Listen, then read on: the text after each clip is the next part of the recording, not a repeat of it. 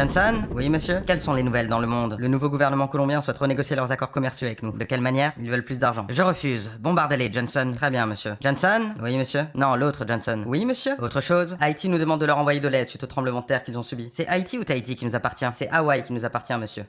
Ah. Dans ce cas, bombardez-les, Johnson. Qui ça, monsieur? Tous. Très bien, monsieur. Johnson? Oui, monsieur? Non, l'autre Johnson. Oui, monsieur? Non, l'autre autre Johnson. Oui, monsieur. Autre chose? Un journal irlandais a publié un classement des 50 plus beaux pays du monde. Dites-moi, nous sommes 37e.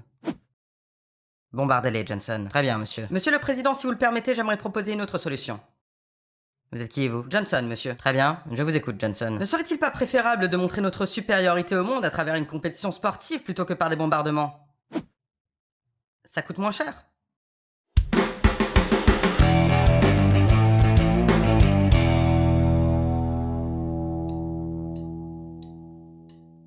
Lorsque l'on parle d'événements sportifs mondiaux majeurs, on peut penser à plusieurs choses. La Coupe du Monde de football, bien sûr, le tournoi de Wimbledon, évidemment, le Tour de France, Cocorico, ou encore la légendaire Coupe Crédit Mutuel d'hockey subaquatique. Un sport qui ressemble à ça lorsqu'on le regarde à la télévision, mais qui ressemble à ça lorsqu'on y assiste en direct.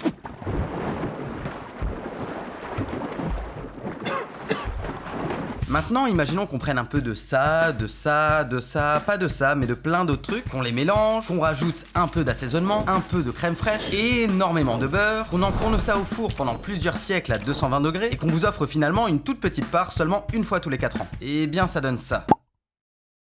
Les Jeux Olympiques, ce n'est pas seulement le plus grand événement sportif de la planète, c'est aussi le plus grand événement de la planète tout court. Enfin, juste derrière les enterrements de la famille royale britannique, que l'on ne peut pas vraiment qualifier d'événement sportif. À moins que...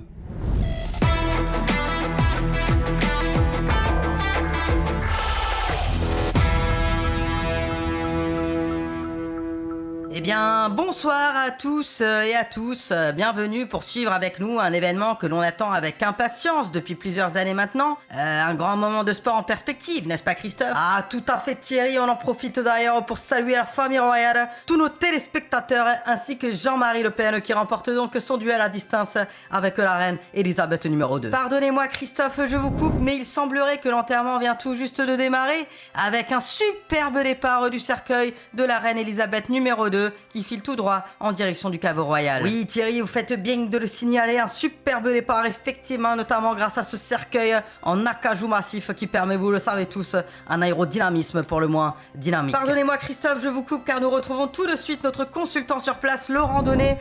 Laurent, vous êtes actuellement dans le cercueil en compagnie de la reine Elisabeth numéro 2. Quel est votre ressenti sur l'ambiance autour de vous? Oui, exactement Thierry, je me trouve juste à côté de la reine qui pour le moment, vous pouvez le constater, reste décédée. Quant à l'ambiance, elle est au rendez-vous, comme vous pouvez le constater avec ce silence absolument assourdissant. Pardonnez-moi Laurent, je vous coupe, on revient tout de suite au direct avec une larme qui s'apprête à quitter l'œil de la princesse. Allez. Attention, ça coule. Oui. Et oui, la superbe larme qui coule le long de la joue de la princesse et qui vient terminer sa course sur le trottoir. Incroyable! Oui, incroyable, effectivement Thierry, on peut le voir sur ce ralenti avec au départ de cette action un superbe passage du cercueil qui se retrouve perpendiculairement opposé à la parallèle de la princesse. Et puis cette larme qui décide de partir en solitaire et alors regardez, on peut s'attendre à ce qu'elle dribble la fossette de la joue, mais non, elle décide de garder sa trajectoire afin de surprendre la défense pour finir sa course, vous l'avez dit Thierry, sur le trottoir. Merci Christophe pour cette analyse, il est désormais l'heure de marquer une courte page de publicité et l'on se retrouve d'ici quelques heures pour la descente du cercueil qui promet d'être historique. À tout à l'heure. Mais pourquoi est-ce que ça a du succès les Jeux Olympiques? Est-ce que c'est parce que le hockey subaquatique y est représenté? Non, car le monde n'est pas encore prêt à reconnaître ce sport à sa juste valeur. Alors comment est-ce qu'un événement qui se prive d'une telle merveille arrive-t-il à attirer plus de 3 milliards de téléspectateurs à chaque édition? Eh bien, il y a plusieurs raisons. Déjà, il y a de tout. Si vous appréciez un sport, que ce soit l'aviron, l'escrime, la gymnastique, le tir à l'arc ou même le baseball, il y a de fortes chances que vous y trouviez votre bonheur. Ensuite, même si vous n'aimez pas le sport, il y a ce qu'on appelle le patriotisme, la fierté de voir sa nation s'ériger parmi les meilleurs, et surtout le bonheur d'écraser les autres pays en toute légalité. Et justement, la raison pour laquelle les Jeux Olympiques sont regardés dans le monde entier, c'est parce que le monde entier y participe. On y trouve des pays riches, des pays pauvres que les gens riches aiment bien, des pays en guerre, des pays où on ne sait pas vraiment si c'est le nom d'un pays ou bien celui d'un dessin animé pour enfants. Antigua et Barbuda. Et enfin, on trouve le pays dans lequel tout a commencé, il y a des milliers d'années. Et sinon, vous trouvez pas que c'est marrant que la plus grande compétition de sport, ça a été inventé dans un pays qui s'appelle la Grèce? Par rapport à la Grèce des gros, vu qu'ils font pas de sport. Et du coup, ils ont de la graisse comme le pays, quoi. C'est comme s'il y avait des mecs qui étaient nuls au Gabon. Du coup, c'est des gens qui sont pas bons. Gabon, pas bon. Enfin, vous avez compris? Ouais. Mais du coup, comment ça a été inventé les Jeux Olympiques? Quand est-ce que quelqu'un s'est dit Et si j'inventais un truc qui deviendra le plus grand événement sportif de l'histoire? Eh bien, on sait pas vraiment. Il existe plusieurs mythes sur l'invention des Jeux. Selon l'un d'entre eux, c'est Hercule qui fonde les Jeux Olympiques pour fêter l'une de ses victoires. D'après une autre légende, c'est un mec qui s'appelle également Hercule, mais qui n'a rien à voir avec le vrai Hercule, qui donne naissance au jeu juste après avoir fait la course avec ses frères. Mais la version la plus courante, c'est celle-là. Votre Altesse, moi, Pélops, fils du fils de Zeus, je désire la main de votre fille. La désirez-vous réellement? Aussi vrai que votre fille soit désirable. Très bien. Si pénétrer ma fille vous le désirez, me pénétrer d'abord, il faudra... Quoi? Si pénétrer ma fille vous le désirez? Non mais ça j'ai entendu, c'est juste que... Ça veut dire quoi? Faut que je fasse des trucs avec vous et tout? Ah non, pas du tout, c'est juste, je trouvais ça amusant de... Parce qu'enfin, moi, c'est votre fille qui m'intéresse, quoi. Oui, bien sûr, je comprends, c'est juste que je veux bien faire des efforts pour être accepté dans la famille, hein, mais là, c'est un peu... voilà, quoi. Ouais, non, ça c'est normal. Enfin, c'était juste un jeu de mots, vu que pénétrer, ça veut dire des trucs différents.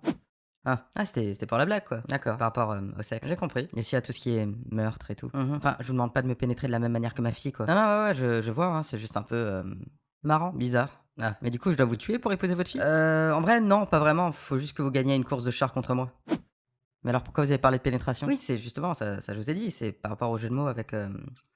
Fallait juste parler de la course de char dès le début, quoi. Non, mais du coup, ça aurait pas fonctionné, le truc avec pénétrer. Vous voulez que je recommence, peut-être? Oui. Pélops gagne la course face au roi qui est tué lorsque son char se brise, et afin d'expier son crime et d'honorer Eunamos, il décide d'instaurer un concours sur cette arène. C'est donc à Olympie que les Jeux sont organisés pour la toute première fois. Ils se déroulent tous les 5 ans et... c'est tout ce qu'on sait. On ne sait pas vraiment quelles étaient les épreuves, on ne sait pas vraiment qui étaient les vainqueurs, on ne sait pas vraiment si Michael Jackson est mort, mais il y a une chose que l'on sait. On sait que les Jeux se sont arrêtés du jour au lendemain, et ce pour une simple et bonne raison. La guerre! Fuck yeah! Des génocides par milliers, la guerre, fuck yeah, des dirigeants sans pitié, la guerre, fuck yeah, massacrer les peuples pour la liberté, la guerre. Nous sommes maintenant en moins 776, et à cette époque, la Grèce, c'est pas vraiment un pays. On parlerait plus d'un peuple grec qui partage la même langue, la même culture, et qui se répartit dans différentes cités-états à travers le territoire. Alors ça n'a rien à voir avec les États américains qui, eux, partagent certains pouvoirs avec le gouvernement des États-Unis. Non, ici, chaque cité-état était complètement autonome, que ce soit d'un point de vue politique ou économique. Pour résumer, c'est un peu comme si la France n'existait pas, que les Français étaient répartis à Paris, Marseille ou Strasbourg, et que chacune de ces villes devait gérer elle-même son territoire sur tous les plans. Mes chers compatriotes, aujourd'hui est un jour historique pour notre peuple. J'ai la fierté de vous annoncer qu'après des années d'incertitude, des années d'échecs, des années de peur, mais surtout des années de courage, des années de combat et des années d'espoir, Quimper est indépendant. Quimper. Il est désormais l'heure pour Quimper de devenir la première puissance politique, économique et militaire du monde. Quimper. On fait comment du coup? Enfin, ça c'est facile, il y a juste à vendre les trucs qu'on produit. Ouais, c'est bien vrai ça. Il a raison. Justement, en fait, on produit rien. Ah ouais, c'est vrai ça. Ouais, il a raison. Attends, sérieux, on a rien du tout. Enfin, on fait des crêpes, mais on achète les produits ailleurs, quoi. Ouais, c'est vrai qu'on n'a pas beaucoup de soleil, du coup c'est un peu galère de cultiver des trucs. Ouais, c'est vrai ça. Bien, dans ce cas, on se rattrape sur le tourisme. C'est quoi notre monument le plus visité? L'aire d'autoroute des Bois Fleuris? L'aire d'autoroute? Souvent ceux qui vont à La Rochelle, ils s'arrêtent à l'aire d'autoroute pas loin. Bon écoutez, vous savez quoi, on oublie la production. Et dans ce cas, si nous n'avons pas de richesse, nous irons les prendre ailleurs. Ouais, c'est bien vrai ça. Il a raison. Je suis pas sûr qu'on ait une armée non plus. Oui, alors on en fait une. Il y en a parmi vous qui sont militaires? Y a René qui était chasseur lorsqu'il était jeune. Ouais. Par contre, il a perdu la vue parce qu'il avait mal mis la sécurité de son fusil. Ouais. Ok. Écoutez, dans ce cas, c'est décidé, hein. René, tu auras la tâche de construire une armée digne de la grande puissance quimpérialiste. Quimper. Parmi ces cités-états, il y a Élis, et son roi Iphitos, il commence à en avoir un peu marre de voir les Grecs se battre entre eux. Et donc il décide d'aller voir un oracle, ce qui est l'équivalent d'une voyante aujourd'hui, déjà parce qu'elle prétend avoir des pouvoirs et qu'il faut payer pour qu'elle nous dise quelque chose que l'on souhaite entendre. Et cet oracle va donc lui donner la solution miracle pour mettre fin à tous les problèmes de la civilisation grecque. Ça vous dit pas qu'on arrête la guerre? Parce que c'est pas très fou la guerre, genre ça fait des morts et on peut faire quelque chose d'autre à la place. Genre, je sais pas moi, jouer par exemple. C'est bien jouer. C'est... Ouais, du coup on arrête la guerre et on joue à la place. On se dit qu'on fait ça. Allez, on part sur ça. C'est donc cette année-là que les Jeux sont officiellement restaurés à Olympie. Ils ont lieu tous les 4 ans, ou Olympiade, qui sera l'unité de temps utilisée pour définir les périodes entre chaque jeu. Et pendant plus de 50 ans, il n'y aura qu'une seule épreuve. Il s'agit là d'une course qui, comme son nom l'indique, représente la longueur du stade d'Olympie. Alors oui, les Jeux c'était également une cérémonie religieuse durant laquelle on faisait des sacrifices afin d'honorer les dieux. C'était aussi l'occasion pour les politiques de se rencontrer afin de négocier des traités entre les différentes cités. Mais la partie sportive de l'événement, eh bien, c'était pas très long. Ah, ça y est, ça commence enfin. Ça fait si longtemps que j'attends ça. Ah ouais, mais pareil, je suis tellement content d'être venu. Ça allait sur la route, toi? Écoute, franchement, ça va. On est parti de chez nous il y a 1 an et demi, au cas il y a la circulation. Ouais, non, mais t'as raison, on sait jamais. Mais sinon, on n'a pas eu trop de soucis. On est juste tombé sur des barbares il y a 8 mois, donc ça nous a un peu retardé, étant donné qu'ils ont tué ma femme et 2 de mes enfants. Ah ouais, ça c'est chiant. Oui, après, ça va, c'est pas si grave. C'est surtout que tout ce qui est rituel funéraire, sacrifice pour les dieux, etc., bah, ça nous a pris quelques jours, et puis après, le temps de se remettre en route. Ah, bah ça y est, la course est finie. Ah ouais. Les Jeux Olympiques se développent au fur et à mesure des siècles avec l'apparition de nouvelles disciplines, des récompenses pour les vainqueurs, l'instauration de jeux réservés aux femmes étant donné qu'elles n'avaient pas le droit d'y assister, ainsi qu'une compétition dédiée aux enfants âgés de 12 à 18 ans durant laquelle on pratique les mêmes épreuves que chez les hommes. Mesdames et messieurs, sur ma droite, originaire de la cité d'Athènes, il fête aujourd'hui son 12e anniversaire, ce qui lui permet d'être éligible et de devenir le plus jeune participant de l'histoire des Jeux Olympiques. Je vous demande d'applaudir le jeune Timothée. Bonjour. Et face à lui, il nous vient tout droit de la cité de Sparte. Il est l'enfant le plus jeune à avoir tué un ours à main nue lorsqu'il était âgé de 4 ans seulement. Le champion incontesté de toutes les catégories de combat avec un bilan de 337 victoires, causant la mort de 335 de ses adversaires en seulement 84 combats. Je vous demande d'applaudir celui que l'on surnomme aujourd'hui le prince de l'enfer, Destruclès.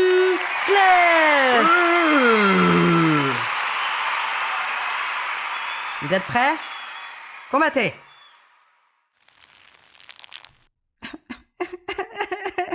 Cependant, tout n'est pas parfait. On relève de nombreux cas de tricherie, que ce soit par la corruption des arbitres ou des adversaires, ainsi que des cas de dopage avec des athlètes qui consommaient par exemple des champignons hallucinogènes ou encore des testicules de mouton, ce qui permettait d'augmenter le taux de testostérone. Donc ouais, fallait vraiment avoir envie de gagner. Mais lorsqu'on gagnait, ça valait le coup. Les champions étaient grandement récompensés par leur cité d'origine, on leur offrait de l'argent, certains privilèges et dans certains cas, on leur accordait même un rôle au sein de la politique. Je sais pas trop ce que ça donnerait aujourd'hui si on faisait la même chose avec nos meilleurs sportifs. Monsieur, nous devons agir. Des émeutes ont éclaté dans 17 villes différentes. On nous signale 3 attentats à Bordeaux, tandis qu'une guerre civile est en cours à Quimper qui réclame son indépendance. Quelles sont vos consignes, monsieur le ministre? Je fais la passe à Olivier Giroud.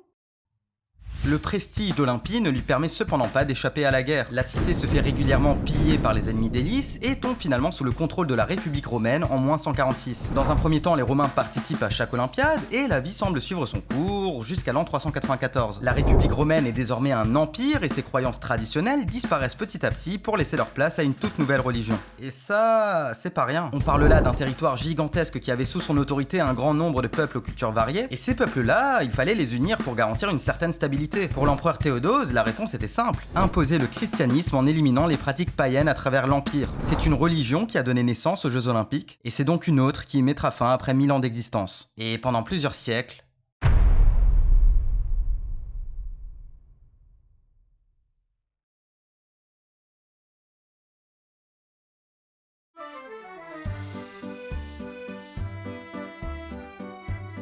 Messieurs, afin de célébrer les 4 premières années de la République, j'ai l'honneur de vous annoncer que nous organiserons un événement spectaculaire, dans lequel non pas 100, non pas 200, mais 1000 opposants politiques seront guillotinés sur la place publique. Guillotinez-les! Vive la République! Ça vous dit pas qu'on fasse autre chose histoire de changer pour une fois? Parce que bon, j'ai l'impression qu'on abuse un peu de la guillotine en ce moment.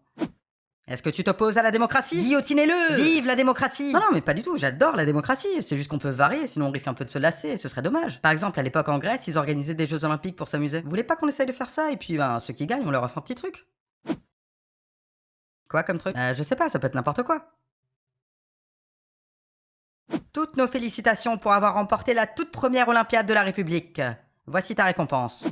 Non mais quand je disais n'importe quoi, je pensais pas à ça, je pensais plus à de l'argent, à des prix, à je sais pas, n'importe quoi. De 1796 à 1798, l'Olympia de la République est organisée chaque année à Paris et attire des centaines de milliers de spectateurs à chaque événement. Au vu de ce succès, certains réclament le rétablissement des Jeux Olympiques, mais la ville refuse. D'autres tentent également de faire revivre les Jeux partout dans le monde, que ce soit au Canada, en Grande-Bretagne ou en Grèce, mais toujours rien. Et puis il va se passer quelque chose qui n'arrive quasiment jamais dans notre monde. Et cette chose, c'est la guerre.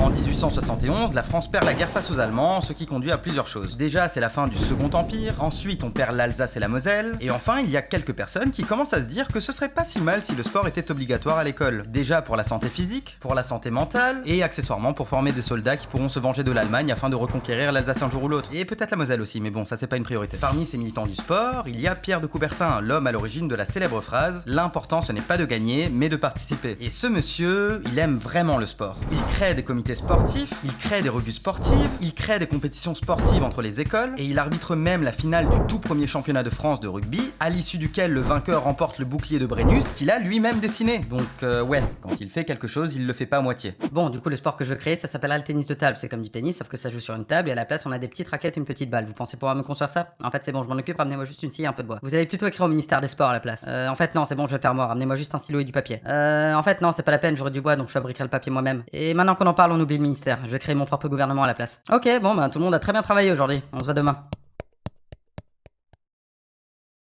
En quelques années, Pierre de Coubertin est parvenu à imposer le sport dans la culture française. Sauf que ça lui suffit pas. Ce qui l'intéresse maintenant, c'est le monde. Et il existe justement une compétition internationale qui ne demande qu'à renaître depuis plusieurs siècles. En 1892, il présente le projet des Jeux Olympiques modernes dans un document écrit soit par un médecin, soit par un enfant de 4 ans, et organise le premier congrès olympique 2 ans plus tard qui officialisera le rétablissement des Jeux ainsi que la création du Comité international olympique. C'est donc en 1896 que les premiers Jeux Olympiques de l'ère moderne sont organisés à Athènes durant une dizaine de jours. Ils sont alors interdits aux sportifs professionnels ainsi qu'aux femmes pour laisser place aux sportifs amateurs de sexe masculin. On y compte officiellement 14 pays, 241 participants et 43 épreuves. Parmi elles, on y retrouve déjà l'athlétisme, l'escrime, la natation ou encore la gymnastique, mais surtout ce qui fera partie d'une tradition jusqu'à aujourd'hui, une cérémonie d'ouverture. Enfin, à ce moment-là, c'est pas encore une tradition. En 1900, l'exposition universelle se tient également dans la capitale et les épreuves intègrent directement l'événement sous le nom de Concours internationaux d'exercice physique et de sport. On passe alors de 10 jours de compétition en 1896 à 5 mois en 1900. Et le plus fou dans tout ça, c'est qu'il y a certains athlètes qui n'ont jamais su qu'ils avaient participé aux Jeux Olympiques. Suite à 2 éditions qu'ils regrettent d'avoir intégré un autre événement, ainsi qu'une édition non officielle organisée contre sa volonté, Pierre de Coubertin décide de ne plus commettre la même erreur et à partir de 1908, les Jeux Olympiques redeviennent un événement à part. Pour marquer cette indépendance, le comité introduit plusieurs symboles olympiques au fil des années. Parmi ceux-ci, on retrouve la devise olympique, l'hymne olympique, le salut olympique, même si l'on peut comprendre pourquoi il n'est plus utilisé aujourd'hui, à part par quelques élus de notre pays,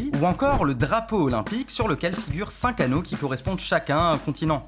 Bon, du coup, pour les couleurs du drapeau, on va partir sur le bleu, le jaune, le noir, le vert, le rouge et un fond blanc, étant donné qu'au moins une de ces couleurs est présente dans le drapeau de chaque pays. Maintenant, on va les répartir par continent. Donc, nous, on va prendre le bleu, parce que le bleu, c'est bien pour l'Europe, c'est la couleur de l'intelligence, de la richesse, et bon, on va pas se mentir, hein, on est plutôt pas mal dans ces domaines. Ensuite, pour le rouge, on a pensé à l'Amérique, par rapport au sang, tout ça, genre, je sais pas, j'ai l'impression que vous aimez bien tout ce qui est violence, je me trompe? Ouais, non, c'est vrai, j'avoue, on aime bien. Ensuite, l'Océanie, on s'est dit que le vert, ce serait la bonne couleur par rapport à tout ce qui est nature et... Ouais, c'est tout, juste la nature. De toute façon, vous avez pas grand-chose d'autre. Mais non, on n'a pas que ça, on a aussi des... Enfin, comment ça s'appelle, les trucs qui ressemblent à... À quoi? Les... Ouais, non, c'est vrai, on a que ça. Ouais. Et du coup, il nous reste le noir et le jaune. Bon, là, on n'a pas trop d'idées, du coup, on peut faire ça au hasard. Donc, noir pour l'Afrique, jaune pour l'Asie. On est bon? Moi je valide. Bon bah c'est parfait, on part sur ça. À vrai dire je suis pas très fan, j'aurais préféré le jaune. Ouais, moi le noir ça me dérange pas. En plus le jaune c'est bien, c'est la couleur du sable, on en a plein chez nous. Ouais, nous on fait beaucoup de travail au black donc ça colle. Non, en fait ça suffit pas, on peut pas juste choisir les couleurs sans que ça ait une vraie signification. Bah c'est ce que vous avez fait, non? Ouais c'est vrai, vous avez dit que vous avez choisi au hasard. Oui mais enfin c'est pas vraiment du hasard. Bah dans ce cas pourquoi est-ce que l'Afrique est noire? Et pourquoi est-ce que l'Asie est jaune? Je peux répondre? Et bien sûr, impossible de parler des symboles des JO sans mentionner la flamme olympique qui a été allumée pour la première fois de son histoire en 1928 lors des Jeux d'Amsterdam. Il faudra patienter 2 éditions pour voir l'apparition du fameux relais de la flamme olympique, rituel dans lequel les porteurs se relient à partir d'Olympie jusqu'à la ville accueillant l'édition en question. Et c'est donc en 1936 que la flamme traverse l'Europe pour la première fois, jusqu'à Berlin, en Allemagne, en 1936. Oui, le relais de la flamme olympique, c'est une invention des nazis et ça faisait office de propagande afin de glorifier le Troisième Reich. Et donc on dit merci qui? Merci les nazis! Mais les Jeux olympiques, c'est avant tout l'occasion pour les pays hôtes de mettre en avant leur culture, notamment grâce au sport de démonstration qui venait s'ajouter aux disciplines officielles et qui avait pour but de promouvoir certains sports populaires dans le pays d'accueil. On découvre ainsi le polo à bicyclette qui consistait à faire du polo mais en remplaçant les chevaux par des vélos. Nous avons aussi l'ice hockey qui était une sorte de mélange entre le curling et la pétanque, comme si les deux n'étaient pas déjà assez pénibles à regarder séparément, ou encore la course de chiens de traîneau qui est une course dans laquelle des chiens tirent des traîneaux et qu'il ne faut surtout pas confondre avec le saut à la perche. Parce que ça n'a rien à voir. Tout au long du XXe siècle, les Jeux Olympiques n'ont cessé de gagner en popularité et de se développer. Aujourd'hui, on compte environ 200 nations, plus de 10 000 sportifs et pas loin de 350 épreuves différentes. Les disciplines se sont progressivement ouvertes aux professionnels ainsi qu'aux femmes, même s'il faudra attendre 2012 pour qu'elles puissent concourir dans tous les sports. On note également la création des Jeux Olympiques d'hiver ou encore des Jeux Olympiques de la jeunesse. Les Jeux ont également inspiré d'autres compétitions comme les Deaflympics destinés aux personnes malentendantes ou encore les Jeux Paralympiques réservés aux personnes atteintes d'handicap. Au fil des années, la compétition devient de plus en plus encadrée et lors des Jeux Olympiques 1968, les contrôles antidopage ainsi que les tests de féminité font leur apparition. Et je suis sûr que ça n'a certainement rien à voir, mais c'est à ce moment-là que certains athlètes médaillés lors des éditions précédentes décident de prendre soudainement leur retraite. Après y avoir longuement réfléchi, c'est avec une grande émotion que je vous annonce que j'ai décidé de prendre ma retraite sportive. Je ne défendrai donc pas mon titre cette année et je ne battrai pas mon propre record du monde dans la catégorie du saut en longueur féminin. Je suis fière de m'en aller en tant que championne olympique. Merci. Les Jeux Olympiques se veulent aujourd'hui comme un événement de paix, un événement impartial qui ne prend pas en compte les différents conflits entre les nations et durant lequel tous les problèmes du monde sont oubliés au profit de l'unité à travers le sport. Et le moins que l'on puisse dire, c'est que tout s'est toujours déroulé à la perfection. En plus de 100 ans, il n'y a jamais eu aucun problème lié à l'argent ou à la politique, aucun problème d'organisation, aucune atteinte aux droits de l'homme, et tout est vraiment parfait. Les Jeux Olympiques, c'est trop bien, c'est incroyable, et nous avons la chance de les accueillir cette année à Paris, et ce sera trop... C'est bon? Vous pouvez sponsoriser ma vidéo maintenant? Hein? Anne Hidalgo? Je peux avoir de l'argent? S'il vous plaît? Non? Ok. Bon, il y a eu quelques petits scandales. Mais juste un peu. Une épreuve de tir aux pigeons a lieu et des centaines d'oiseaux sont tués lors de l'épreuve. Et on parle là de vrais pigeons, ceux qui passent leur temps à chier et à bouffer n'importe quelle merde. À ne pas confondre avec les autres pigeons qui passent leur temps à nous faire chier et à lécher n'importe quel cul. Les organisateurs mettent en place les journées anthropologiques, une compétition réservée aux tribus indigènes exposées à Saint-Louis lors de l'exposition universelle. Alors ils parlent pas anglais, ils sont pas sportifs, mais on les fait s'affronter dans des disciplines dont ils ne connaissent pas les règles devant des spectateurs afin de vérifier les capacités physiques des sauvages. Ah, et on leur offrait un drapeau américain s'ils gagnaient. Il y avait un des membres du comité olympique qui n'était pas très fan de tout ce qui est nazisme et tout. Du coup, il encourageait les athlètes à boycotter les jeux. Et donc, étant donné que le comité était pas très d'accord avec lui, ils l'ont remplacé par ce monsieur. Et ce monsieur est donc allé en Allemagne afin d'observer le régime nazi et il a dit: ouais, franchement, ça va, c'est pas si grave, hein. On va pas arrêter les jeux pour ça, hein. Allez, on fait comme si de rien n'était. Alors eux, ils voulaient pas participer parce que eux, ils participaient. Eux, ils voulaient pas participer parce que eux, ils ont envahi eux. Et eux, ils voulaient pas participer parce que eux, ils ont envahi eux. D'ailleurs, eux et eux, ils ont joué l'un contre l'autre dans un match de water-polo et ils ont fini par se bastonner dans la piscine jusqu'à ce que la police intervienne. Et au final, c'est eux qui ont gagné le match, mais c'est eux qui ont gagné la guerre. Ah, et d'ailleurs, ça se passait chez eux, sauf pour les épreuves de cheval qui se passaient chez eux parce que les chevaux avaient pas le droit de rentrer chez eux. Les jeux se tiennent à Mexico et quelques jours avant l'ouverture, des étudiants manifestent contre le gouvernement autoritaire. N'étant pas très d'accord avec ce terme, le président envoie alors les forces de l'ordre qui massacrent les civils. Au final, 4 morts d'après le gouvernement, 300 d'après les médias internationaux et 15 000 d'après la CGT. Tommy Smith et John Carlos lèvent le poing durant l'hymne national américain afin de protester contre la ségrégation raciale aux États-Unis. Une image forte et symbolique qui sera récompensée par une exclusion des jeux à vie. Parce que bon, faut pas déconner, on fait pas de politique pendant les jeux, on ferme sa gueule et on court. Un groupe terroriste palestinien assassine 11 athlètes israéliens en plein jeu. Tout le monde est sous le choc et à ce moment-là, le président du comité, c'est ce monsieur. Et ce monsieur décide alors de mettre exceptionnellement les jeux en pause afin de rendre hommage au... Non, je déconne, il a dit ça. Ouais, franchement, ça va, c'est pas si grave. On va pas arrêter les jeux pour ça, quand même. Allez, on fait comme si de rien n'était. Lors de l'épreuve d'escrime, un athlète utilise un système de score électronique sur son épée qui lui permet de gagner des points sans même devoir toucher son adversaire. Un peu comme cette photo d'Éric Zemmour qui me permet de jouir sans même devoir me toucher la bite. Marion Jones remporte 5 médailles dans 5 disciplines différentes. Une performance remarquable, notamment grâce à des années d'entraînement tout en suivant un régime strict à base de viande, de légumes et de dopage. Pour le 100 mètres, on décide donc de donner sa médaille d'or à Ekaterini Tanou, arrivée 2e sur cette course, sauf qu'elle avait aussi triché, du coup personne n'a eu de médaille d'or au final. L'équipe de basket espagnole a posé pour une affiche des Jeux Olympiques dans laquelle les joueurs se brident volontairement les yeux afin de rendre hommage aux Chinois. Racisme, évidemment. Sexisme, oh non, car l'équipe féminine a fait exactement la même chose. Bravo l'Espagne, ça c'est être inclusif. La Corée du Nord a été accueillie avec un drapeau de la Corée du Sud, ce qui fait que tout le monde était un peu mal à l'aise, sauf l'Espagne qui ne comprenait pas trop la différence entre deux pays asiatiques. Certaines favelas sont évacuées puis rasées afin de laisser la place aux installations des jeux, mais les constructions prennent du retard et sont incomplètes, notamment à cause des dizaines d'ouvriers qui ont préféré trouver la mort plutôt que de faire leur travail. Un membre du comité olympique est impliqué dans un réseau de vente illégale de billets, dont le trafic est estimé à presque 3 millions d'euros de bénéfices. Certainement un moyen pour lui de boucler des fins de mois difficiles, car il faut bien un peu d'argent pour entretenir 5 résidences différentes. Des milliers d'étudiants ont été expulsés de leur résidence afin d'avoir des logements à disposition pour les pompiers et les policiers. Pour les remercier de leur sacrifice, ils se sont vus offrir un chèque de 100 € ainsi qu'une place pour les jeux, qui se tiennent dans la ville où ils n'ont plus de logement. Ouais. Les sans-abri parisiens ont été déplacés ailleurs, parce que finalement, que ce soit le trottoir de Paris, celui de Toulouse ou de Rouen, eh bien, ils ne seront pas dépaysés. 1,4 milliard d'euros ont été dépensés afin qu'on puisse se baigner dans la Seine, un fleuve qui est l'équivalent hygiénique d'une cuvette de toilette lors de n'importe quel salon de l'automobile. Après plusieurs années de nettoyage, le pari est réussi et la Seine est aujourd'hui l'équivalent hygiénique d'une cuvette de toilette lors de n'importe quel salon de l'agriculture. On peut également mentionner les grèves, le manque de personnel, les sabotages, la hausse des prix des transports, des logements, des commerces, le tout dans un climat déjà fragilisé par l'inflation, les inégalités de richesse, la fracture sociale, qui ne cesse de s'accentuer avec l'actualité, comme la Palestine, l'Ukraine, l'insécurité, le racisme, la dissolution de l'Assemblée nationale par un président qui gouverne désormais un pays sans gouvernement. Mais bon, la cérémonie d'ouverture était cool, les lieux sont magnifiques, nos sportifs sont des machines de guerre, le badminton est un sport incroyable à regarder, les supporters mettent l'ambiance, donc au final, tant qu'on ramène le plus de médailles possible... Le reste, c'est pas si grave.